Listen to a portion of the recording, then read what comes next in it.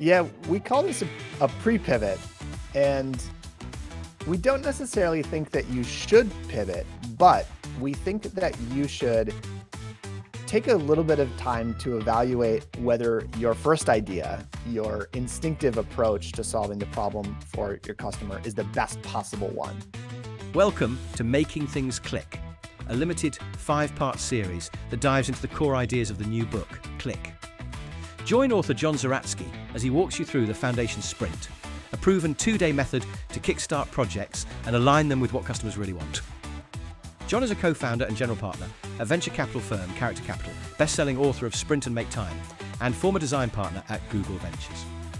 In this 4th episode, John emphasizes the value of exploring multiple solutions before starting a project. If you're new, check out earlier episodes.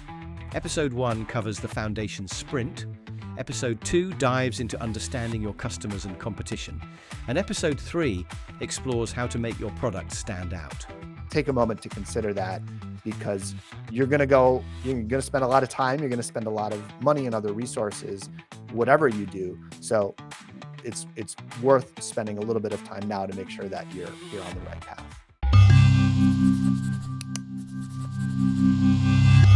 A lot of successful products are a result of pivots. Slack being an example. You guys have worked with early Slack team. But then you make the suggestion in the book like that you should consider doing pivot even before you start. That is funny, but why? Yeah, we call this a pre-pivot, and we don't necessarily think that you should pivot, but we think that you should take a little bit of time to evaluate whether your first idea, your instinctive approach to solving the problem for your customer is the best possible one. Usually, people tend to latch on to their first idea. The first thing that they think of that sounds reasonable, maybe they talk about it with the team. They say, awesome, like, let's do it. And like you said, eventually they may end up pivoting, they may go on to be very successful. They may find that that their first idea did work, but they may find that it had problems, it failed, and they needed to pivot. So we've seen this happen enough times that we thought it would actually be valuable for teams to seek alternatives to their first idea to generate a range of solutions, a range of approaches before they start. And so, one of the ways that we do this is we sort of ask founders to think into the future. We sort of ask them to think about, let's imagine that the first approach failed, that it didn't work out the way that you expected. What would you do then? What would be your backup plan? Sometimes we ask them to think about, what would your competition do if they were trying to solve this problem? What's an approach that they might take? And can we consider doing something like that?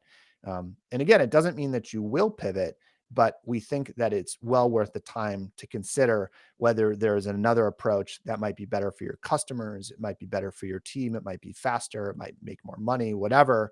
Take a moment to consider that because you're going to spend a lot of time. You're going to spend a lot of money and other resources, whatever you do. So it's worth spending a little bit of time now to make sure that you're on the right path. Yeah. But most people don't do this, no? Why is that?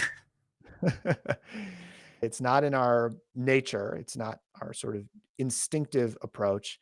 And because it makes us feel uncomfortable, it makes us think about unpleasant thoughts, thinking about what happens if we fail, what are we going to do then?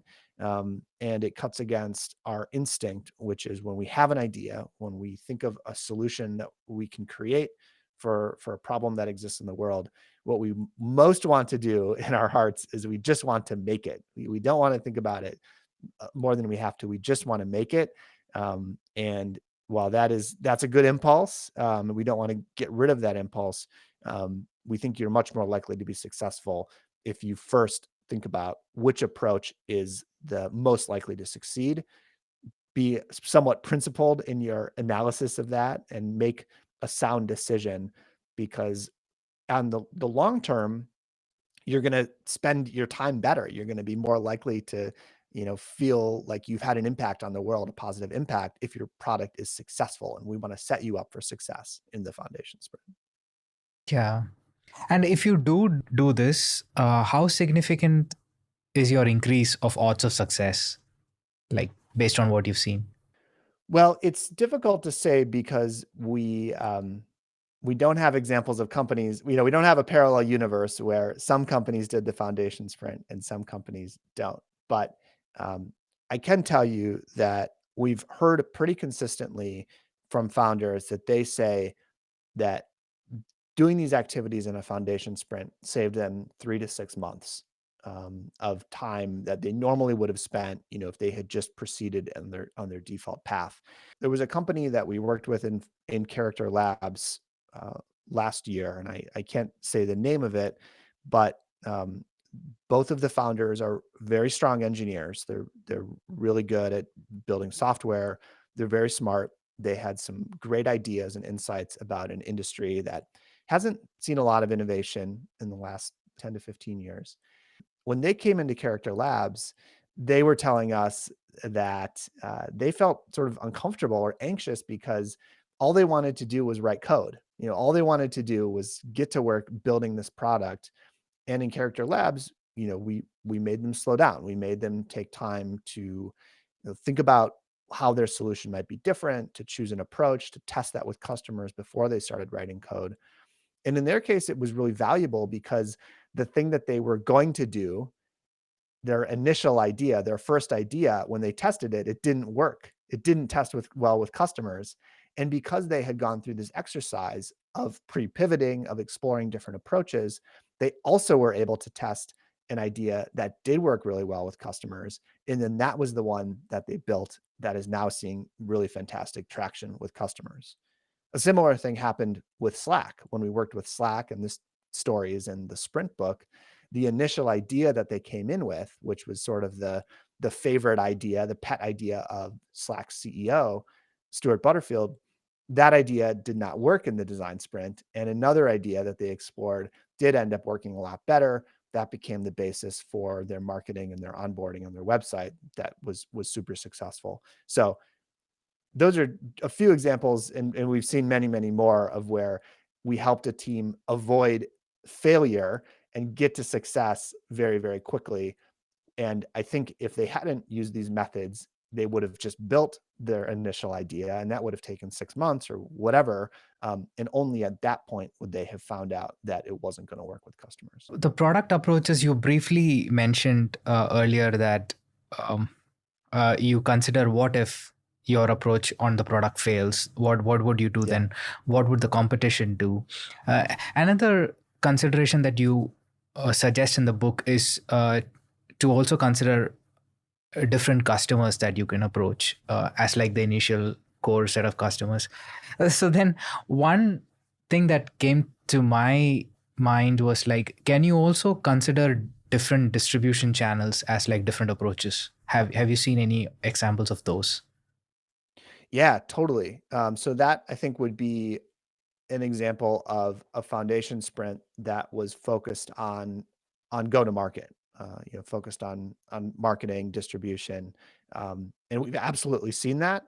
And that is rarely the right focus for a foundation sprint at the very beginning of the company, right? Because at the beginning, what they need to figure out is, will this product click with customers? But once you get a little bit later and you're focused on, hey, how are we going to distribute this? How are we going to reach customers with this? Then, yeah, it's a great idea to run a foundation sprint on that.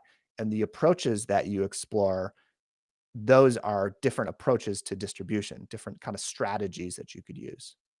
Yeah. Okay. So you have these different product approaches that you take. And then you also maybe have different customers that you plan to test. What do you do with all these? How do you figure out, okay, what approach to start testing with? And if you could explain this with an example, that would be great. Sure. Yeah. So the basic process is we first have the team create what we call approach summaries. So for each different approach, and it doesn't have to be a different product, but it's basically what is a different way that we could solve the same problem for this customer. We ask the team to basically summarize that. We give a template in the book where you kind of describe what it is, the name of it, how it works. You draw a little doodle, just so that everybody on the team has a shared understanding. Then we use something that we call magic lenses. This is an exercise that we created that is integral to the foundation sprint. And it's basically another series of 2 by 2 charts that allow you to think about which of these approaches would be best, which of them would be most likely to succeed based on some basic kind of criteria or ways of thinking about um, uh, you know what works with new businesses. So there are some standard lenses that we provide: the customer lens, the growth lens, the money lens, and the pragmatic lens. And we think those are great starting points. So what you're doing is you're sort of positioning your approaches on those lenses, and you're looking for the ones that are in the upper right. But then we guide the team through a process of creating custom lenses. So very similar to differentiation, looking at each of those approaches. And I like to ask the question of, if you were pitching this to your coworker and you were saying to them, "Hey, Rahul, I think we should do this because blank. What's the case that I would make? What are the criteria of that being a good idea?" And then we can use those to create custom lenses. And again, those are 2 by 2 charts where we're plotting, we're showing in the upper right.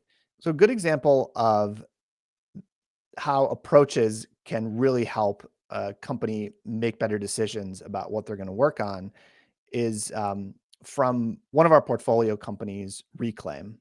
And Reclaim makes software that kind of intelligently manages your calendar for you. So it's sort of like having an executive assistant who can kind of adjust things on your calendar and make sure that you have time for focused work, for other activities that are important.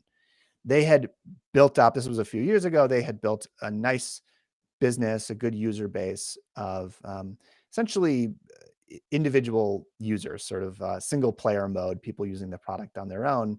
And they wanted to start to build tools for teams. So for multiple people to use Reclaim together. And so they had a bunch of different ideas. We ran a foundation sprint with them. They had a bunch of different approaches, things that they could do. And so the 3 different approaches that were sort of the most interesting that they considered were: one, to provide team analytics so that managers and leaders could see, here's how your team is actually spending time. 2, something they called smart scheduling links. So this is sort of like a ultra intelligent Calendly. So it's a Calendly that understands your priorities, your other obligations. It understands what can be moved, what can be rescheduled, what can't be.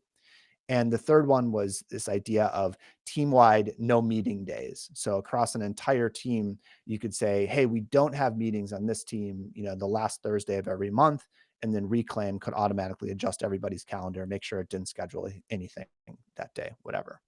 So in the standard lenses, the customer lens, the pragmatic lens, the growth lens, and money lens, we plotted out each of um, these different approaches, these different ideas. So I'll just talk you through one example.